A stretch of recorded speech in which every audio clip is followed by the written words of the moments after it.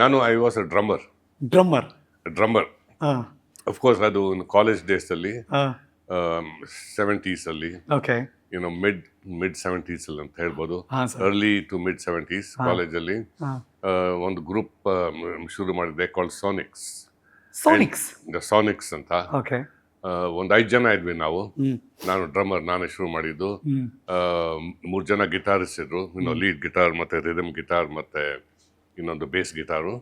ಆಮೇಲೆ ಒಬ್ರು ಸಿಂಗರ್, ಆ ಸಿಂಗರ್ನೇ ರಿದಮ್ ಗಿಟಾರ್ ನುಡಿಸ್ತಿದ್ರು. Okay. And we had one more ಈ ತರ ಇದ್ ಮಾಡ್ತಾರಲ್ಲ ಟ್ಯಾಂಬರಿನ್ ನುಡ್ಸೋರು ಸುಮ್ಮನೆ ಸೈಡ್ ಅಲ್ಲಿ ನಿಂತ್ಕೊಂಡು ಸ್ಪೆಷಲ್ ಎಫೆಕ್ಟ್.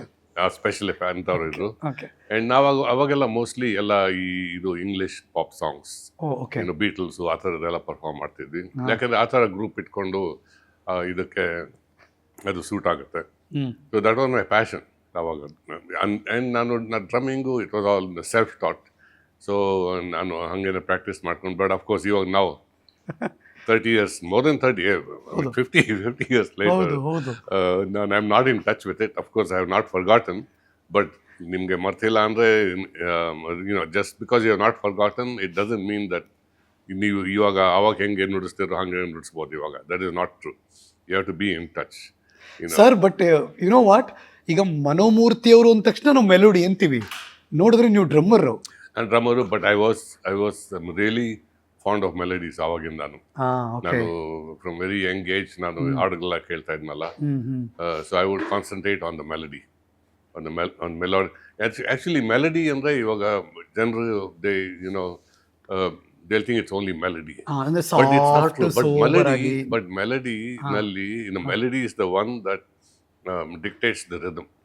Okay, ಎಲ್ಲ ಮೆಲಡಿನಲ್ಲೂ ರಿದಮ್ ಇದೆ. ಹೌದು. ಓಕೆ, ಇನ್ನು ಮೆಲಡಿನಲ್ಲಿ ಅದು there are 3 dimensions. One is the melody itself.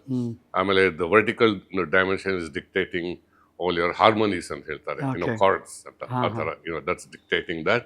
And horizontally ಹೆಂಗೆ ಮೂವ್ ಆಗುತ್ತೆ ಅದು from beat by beat, bar by bar, measure by measure, ಹೆಂಗೆ ಅದು ಮೂವ್ ಆಗುತ್ತೆ, that kind of dictates the rhythm. And a melodic notes ಇರುತ್ತಲ್ಲ, ಅದು ಯಾವ ರೀತಿಯಲ್ಲಿ ಫ್ಲೋ ಆಗುತ್ತೆ, that kind of tells you what the rhythm is probably going to be. ನಾವೆಲ್ಲ ನಂಗೆ ಬಹಳ ಅನ್ಸೋದು ಸರ್, ಯಾರೊಬ್ಬ ಮ್ಯೂಸಿಕ್ ಡೈರೆಕ್ಟರ್ ಇದ್ದರೆ ಆ ಜನ್ರೇಷನ್ಗೆ ಅಷ್ಟೇ ಸೀಮಿತ ಆಗ್ಬಿಟ್ಟಿರ್ತಾರೆ. ನೆಕ್ಸ್ಟ್ ಬರ್ತಿರೋ ಅಪ್ಡೇಟೆಡ್ ಜನ್ರೇಷನ್ಗೆ ಎಲ್ಲೋ ಒಂದು ಕಡೆ ದೂರ ಆಗ್ತಿರ್ತಾರೆ. ಬಟ್ ನೀವು ಹಂಗಲ್ಲ ಸರ್. 90s ಇರೋರೆಲ್ಲ ನಿಮ್ಮನ್ನು ಪ್ರೀತಿ ಮಾಡ್ತಿದ್ರು. 2000 ಬಂತು, ಅವಾಗಲೂ ನೀವು ಟ್ರೆಂಡಿಂಗು. 2010 ಆಯಿತು, ಎಗೇನ್ ನೀವು ಟ್ರೆಂಡಿಂಗು. ಇವಾಗ ನಾನು ಮಾತಾಡ್ತಿರೋದು ಅಮೆರಿಕ ಇಂದ ಹಿಡಿದು ಗಜಪಡೆಯ ತನಕ. And you are always trending. Gajarama ಅವ್ರ ಇತ್ತೀಚಿನ ರೀಸೆಂಟ್ ಸಿನಿಮಾ, ಅಮೆರಿಕದಿಂದ ಗಜರಾಮ ತನಕ ಒಂದು 40 ಸಿನಿಮಾ ಇದೆ, ಒಂದು 30 ವರ್ಷ ಆಗಿದೆ. ಆ್ಯಂಡ್ ಆಲ್ವೇಸ್ ಟ್ರೆಂಡಿಂಗಲ್ಲಿ ಇದ್ದೀರಾ ಸರ್ ನೀವು. ಅದು ನನಗೆ ಗೊತ್ತಿಲ್ಲ ಯಾಕೆ ಅಂತ ಆಡಿಯನ್ಸ್ನ ಕೇಳಬೇಕು, ನಿಮ್ಮನ್ನು ಕೇಳಬೇಕು, ಲಿಸ್ನರ್ಸ್ನ. ಅಂದರೆ ಏನಂದರೆ ವಾಟ್ ಐ ಫೀಲ್ ಏನಂದರೆ ದ ಕೋರ್, ಒಂದು ಸಾಂಗಲ್ಲಿ, ಒಂದು ಮ್ಯೂಸಿಕಲ್ಲಿ ಒಂದು ಕೋರ್, ಆ ಕೋರ್ ವ್ಯಾಲ್ಯೂ ಇರಬೇಕು. And for me I think that core value is melody. Even ನಿಮ್ಮದು ಅದು ಐಟಮ್ ಸಾಂಗ್ ಇರ್ಬೋದು, it may be a masala song, it may be a bar song, it may be situational song, ಏನಾದ್ರು ಇರ್ಬೋದು ಅದು. But it has to have some melody in it ಅಷ್ಟೇ. ಅಂದರೆ ಬೇರೆ ಥರ ಮೆಲಡಿ ಇರ್ಬೋದು, ನಿಮ್ಮದು ರೊಮ್ಯಾಂಟಿಕ್ ಸಾಂಗ್, ಪ್ಯಾಥೋ ಸಾಂಗಿಗೆ ಬೇರೆ ಥರ ಮೆಲಡಿ ಇರುತ್ತೆ. ಬಟ್ ಆ ಮೆಲಡಿ ಇರಬೇಕು. ಆ್ಯಂಡ್ ಆ ಮೆಲಡಿನಲ್ಲಿ that melody has to be simple. Okay. Actually in melody should be memorable. But memorable ಆಗೋಕ್ಕೆ if it is simple, it has a better chance ಅದು ಮೆಮೊರೇಬಲ್ ಆಗೋದು. ಸೊ ಆ ಕೋರ್ ವ್ಯಾಲ್ಯೂ ಇದ್ದರೆ ಜನರಿಗೆ, ಇವಾಗ ಜನರು ಎಲ್ಲರೂ ಹೋಗ್ತಿರೋವಾಗ ಈ ಒಂದು ಐಟಮ್ ಸಾಂಗ್ ಹಮ್ ಮಾಡ್ಕೊಂಡು ಹೋಗ್ತಾರೆ, ಲಿರಿಕ್ಸ್ ಹೇಳ್ಕೊಂಡು ಹೋಗ್ತಾ ಇರ್ತಾರೆ. ಕರೆಕ್ಟ್, ಅವರು ರಿದಮ್ ಅದು ಇದು ಮಾಡ್ತಾರಲ್ಲ, orchestration, all that is presentation. Gift wrapping ಅಂತಾರಲ್ಲ, ಅದೆಲ್ಲ ಗಿಫ್ಟ್ ರ್ಯಾಪಿಂಗ್. ಅದು ಇಲ್ದರೆ ಯುವರ್ ಜಸ್ಟ್ ನೀವು ಹಾಡನ್ನು ನಿಮ್ಮ ತಲೆಯಲ್ಲಿ ಓಡ್ತಾ ಇರುತ್ತೆ. ಏನು ಓಡ್ತಿರುತ್ತೆ? ಟ್ಯೂನ್ ಆ್ಯಂಡ್ ಸಾಹಿತ್ಯ. Those are the 2 things. ಅಂದರೆ ಸುಮ್ಮನೆ ನಾಸ್ಟಾಲಜಿಕ್ ಫೀಲ್ ವಾಪಸ್ ಹೋದರೆ, ನಾನು ಫ್ಲ್ಯಾಶ್ ಬ್ಯಾಕಲ್ಲಿ ನೀವು UC ಕಾಲೇಜಲ್ಲಿ ಓದ್ದವರು, ಬೆಂಗಳೂರಿನ UC ಒಂದು ಪ್ರತಿಷ್ಠಿತ ಕಾಲೇಜು ಓದಿದ್ರಿ ಅಲ್ಲಿ, ಕರೆಕ್ಟು. ಅದಕ್ಕಿಂತಲೂ ಹಿಂದೆ ಈ ಮನೋಮೂರ್ತಿ ಅನ್ನೋ ಹುಡುಗ ಇದ್ನಲ್ಲ sir, what kind of a child?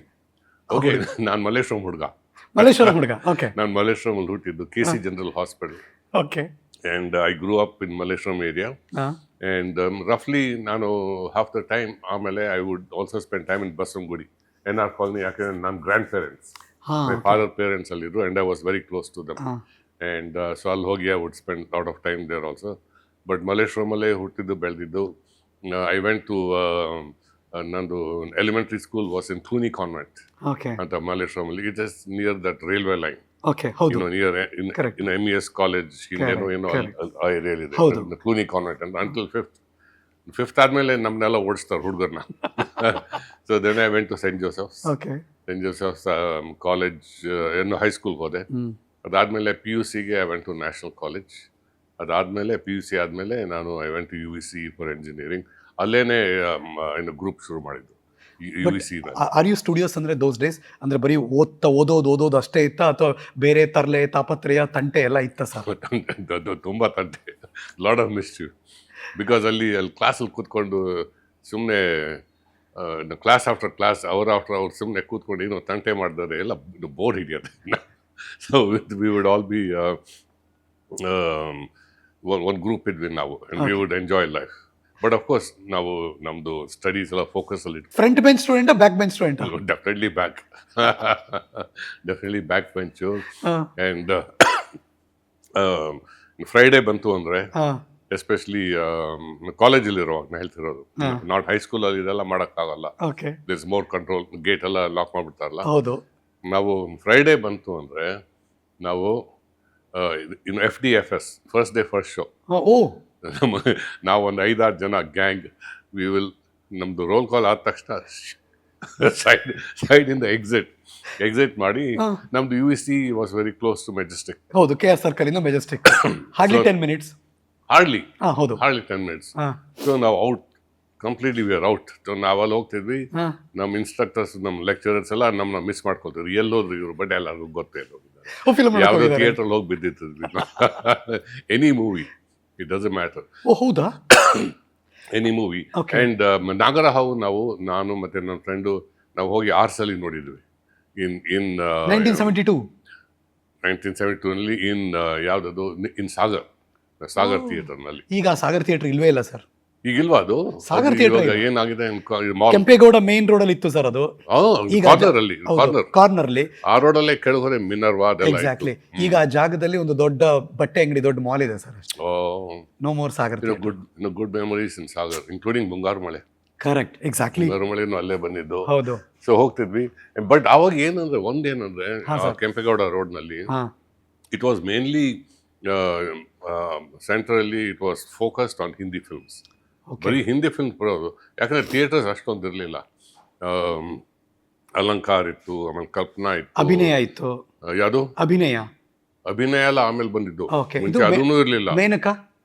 Maneka ಇತ್ತು, ತ್ರಿವೇಣಿ ಇತ್ತು, ಸ್ಟೇಟ್ಸ್ ಇತ್ತು, ಆಮೇಲೆ ಸಾಗರ್ ಇತ್ತು, ಆಮೇಲೆ ಕಪಾಲಿ ಇತ್ತು, ಆಮೇಲೆ ಆ ಕಡೆ ಬಸ್ ಸ್ಟ್ಯಾಂಡ್ ಎದುರುಗಡೆ ಸಂಗಮ್ ಇತ್ತು. Correct. Okay, most of these movies, most of these theatres ಎಲ್ಲ ಹಿಂದಿ ಮೂವಿ ಬರೋದು.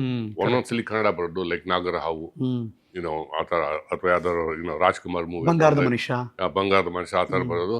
ಬಟ್ ಅದರ್ವೈಸ್ ಇದು ಫೋಕಸ್ಡ್ ಆನ್ ಹಿಂದಿ ಮೂವೀಸ್. ನೀವು ಕನ್ನಡ ನೋಡ್ಬೇಕಂದ್ರೆ ನೀವು ಸ್ವಲ್ಪ ಈ ಕಡೆ, ಇನ್ನು ಮಲ್ಲೇಶ್ವರಂ ಕಡೆ ಬರಬೇಕು, ಗೀತಾಂಜಲಿ ಥಿಯೇಟರ್ಗೆ. ಅಲ್ಲೂ ಹಿಂದಿ ಬರೋದು, ಬಟ್ ಕನ್ನಡ ಬರೋದಲ್ಲಿ, ಅಥವಾ ಜಯನಗರ್ ಕಡೆ ಹೋಗಿ ಉಮಾ ಥಿಯೇಟರ್ ಹೋಗ್ಬೇಕು, ಅಲ್ಲಿ ಕನ್ನಡ ಬರೋದು. ಆ ಥರ ಹಿಂಗೇನೆ ಸುತ್ತಮುತ್ತ ಬರೋದು. ಆ್ಯಂಡ್ ನೀವು ಕಂಟೋನ್ಮೆಂಟ್ ಕಡೆ ಹೋದ್ರೆ ಕನ್ನಡನೂ ಇಲ್ಲ, ಹಿಂದಿನೂ ಇಲ್ಲ, ಏನೂ ಇಲ್ಲ, ಬರೀ ಇಂಗ್ಲಿಷ್. ವಸಂತ ನಗರ ಇಲ್ಲ, ಕಂಟೋನ್ಮೆಂಟ್, ಇದು brigade road, Rex theatre, plaza, ಮತ್ತೆ ಲಿಬರ್ಟಿ, MG ರೋಡ್ ಅಲ್ಲಿ. ಆಮೇಲೆ BRV ಅಂತ ಇತ್ತು, ಇವಾಗ ಅದು ಮಿಲಿಟರಿ ಇದು ಕ್ಯಾಂಟೀನ್ ಥರ ಏನೋ ಆಗಿದೆ ಅದು. ಆ್ಯಂಡ್ ಲೀಡೋ, ಇವೆಲ್ಲ only English movies. But of course ನಾವು ಅದನ್ನು ಎಂಜಾಯ್ ಮಾಡ್ತಿದ್ವಿ, ಯಾಕಂದ್ರೆ ಅದು ಒಳ್ಳೆ English movies are good, good quality. But ಅದು ಸ್ವಲ್ಪ ದೂರ ಆಯ್ತು ನಮಗೆ. ಹೇಗಿತ್ತು ಸರ್ ಅವಾಗ, ಅಂದರೆ 70s ಅಲ್ಲಿ ನೀವು ನೆನಪಿಸ್ಕೋತಾ ಇದ್ದೀರಿ, ಬೆಂಗಳೂರು ಹೇಗಿತ್ತು? ಬೆಂಗಳೂರಿನ ಜನರ ಆಸಕ್ತಿ ಹೇಗಿತ್ತು ಸರ್? ಬೆಂಗಳೂರು ಬೇರೆ ಇವಾಗ ನನಗೆ ಏನು ರೆಕಗ್ನೈಸ್ ಮಾಡೋಕ್ಕಲ್ಲ. It was very traffic, of course. ಮುಂಚೆ ಏನು ಹೇಳಬೇಕು ಅಂದರೆ traffic was very almost non existent. Traffic ಇರಲಿಲ್ಲ. ನನ್ನ ಮನೆ ಫ್ರಮ್ ಲಿಂಕ್ ರೋಡ್ ಇಂದ ಕಾಲೇಜ್ಗೆ ನಾನು ಮುಂಚೆ ಸೈಕಲಲ್ಲಿ ಹೋಗ್ತಿದ್ದೆ, ಆಮೇಲೆ ಇದು ಸ್ಕೂಟರಲ್ಲಿ 10 ಮಿನಿಟ್ಸ್. ನಾನು ಲಿಂಕ್ ರೋಡಿಂದ ಕೆ ಆರ್ ಸರ್ಕಲ್ ರೈಟ್, ನಾನು 10 ಮಿನಿಟ್ಸಲ್ಲಿ ರೀಚ್ ಆಗ್ತಿದ್ದೆ. ಇವಾಗ 10 ಮಿನಿಟ್ಸಲ್ಲಿ ಎಲ್ಲಿ ಹೋಗ್ತೀರಾ ನೀವು ಬೆಂಗಳೂರಲ್ಲಿ? ಎಲ್ಲೂ ಹೋಗೋಕ್ಕಾಗಲ್ಲ. ಅದು ಒಂದು, and the weather was much better, ತುಂಬ ಕೂಲ್ ಆಗಿರೋದು Bangalore. Even there nothing like summer ಅಂತಾನೆ ಇಲ್ಲ ಆವಾಗ. ಐ ಡೋಂಟ್ ರಿಮೆಂಬರ್ ಬೆಂಗಳೂರಲ್ಲಿ ಯಾವಾಗ ಹೀಟ್ ಬರ್ತಿತ್ತು, ಐ ಡೋಂಟ್ ರಿಮೆಂಬರ್ ಇಟ್. ಆಮೇಲೆ ನಾನು ಸ್ಕೂಟರ್ ಬೈಕ್ ಮೇಲೆ ಹೋಗೋವಾಗ I would always have a jacket on. ಇವಾಗ ಜಾಕೆಟೇ ಬೇಕಾಗಿಲ್ಲ, sweater. So it was totally different, and culture different ಇತ್ತು ಅವಾಗ. ಬಿಕಾಸ್ ಇದು ಸ್ಮಾಲ್ ಟೌನ್ ಅಟ್ಮಾಸ್ಫಿಯರ್ ಅದೆಲ್ಲ, ಬಿಗ್ ಸಿಟಿ ಅಟ್ಮಾಸ್ಫಿಯರ್ ಇರಲಿಲ್ಲ. Small town atmosphere. ಸೊ ಎಲ್ಲರೂ ಜನರು they were closer to each other, but also more conservative. ಈ ಥರ ಅಲ್ಲ. ಅನ್ಲೆಸ್ ಯು ಒಂದೊಂದು ಏರಿಯಾ, ಕಂಟೋನ್ಮೆಂಟ್ ಏರಿಯಾ ಆ ಕಡೆ ಎಲ್ಲ ಹೋದರೆ it was little more progressive, bar ಅದು ಇದು ಎಲ್ಲ. But otherwise very conservative crowd. And ನಮ್ದು ಪಕ್ಕಾ Kannada crowd, Basavanagudi and Malleshwaram and Jayanagar. Okay, but thankfully ಇವಾಗಲೂ ಸ್ವಲ್ಪ ಹಂಗೇನೆ ಇದೆ. ದ ಓಲ್ಡ್ ಬ್ಯಾಂಗ್ಳೂರ್ ಏರಿಯಾಸ್ ಈಗಲೂ ಹಂಗೆ ಇದೆ in terms of culture, not in terms of look. But ಈಗ ಸಿನಿಮಾಗಳು ನೋಡಕ್ ಹೋಗ್ತಾರ ಸರ್, ಟಿಕೆಟ್ ರೇಟ್ ಎಷ್ಟಿತ್ತು ಸರ್ ಅವಾಗೆಲ್ಲ? ಜನರು ಹಂಗೆ ಹೋಗೋರು ಸ್ಕೂಟರ್, ಸೈಕಲ್ ಹಿಂಗೆ ಬರೋರು. And theatre prices were actually not too much different ಇವಾಗಿರೋದು. ಏನಿದೆ ಪ್ರೈಸಸ್ಸು. ಬಾಲ್ಕನಿ ಹೋಗಬೇಕು ಅಂದರೆ ಅವಾಗೆಲ್ಲ ಮಾಲ್ ಇರಲಿಲ್ಲ, there was no multiplex. So single theatre. ನೀವು ಇದು ಬಾಲ್ಕನಿ ಹೋಗಬೇಕು ಅಂದರೆ ಡಿಪೆಂಡಿಂಗ್ ಆನ್ ಹಳೆ ಮೂವಿನೋ ಹೊಸ ಮೂವಿನೋ, it would be somewhere between 70 and 100 rupees balcony. ಯಾವಾಗ? 70s ಅಲ್ಲಿ, 70ರ ದಶಕದಲ್ಲಿ ಬಾಲ್ಕನಿಲಿ ಕುತ್ಕೊಂಡು ನೋಡಬೇಕು ಅಂದ್ರೆ you would have to pay 70 to 100 rupees.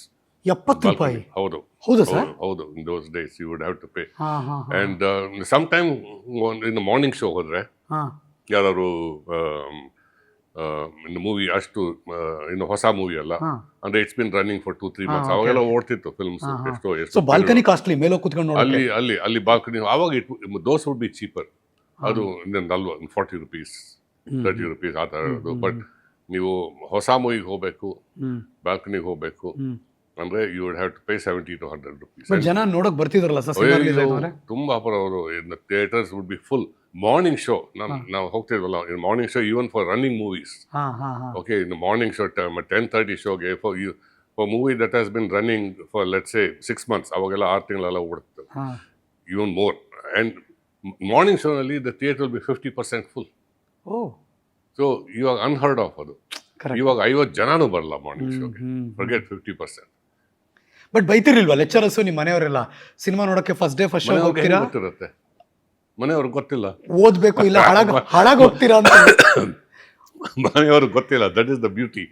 So ನಾವು ಬೆಳಗ್ಗೆ ಕಾಲೇಜ್ ಹೊರಟಿದ್ದೀವಿ, ಆಮೇಲೆ ಮಧ್ಯಾಹ್ನ ವಾಪಸ್ ಬರ್ತೀವಿ. ಮಧ್ಯದಲ್ಲಿ ಏನಾಗುತ್ತೆ ಹೌದೇನೋ ನಾವು ಹೇಳ್ತೇವ್ರೆ ಅವ್ರಿಗೆ ಹೆಂಗೆ ಗೊತ್ತಾದ್ರೆ.